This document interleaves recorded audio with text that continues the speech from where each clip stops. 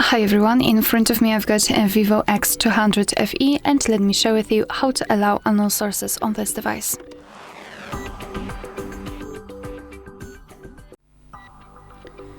So let's begin with opening the settings, and here we have to scroll down to find the apps.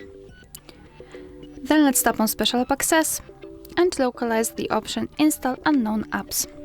So here we've got the list of apps which are allowed or not allowed to install some content, and of course we can change it. Just tap on the specific app and tap on the switcher. After getting back, you can see that the Chrome is now allowed to install something. Be aware, because you're doing it on your own responsibility.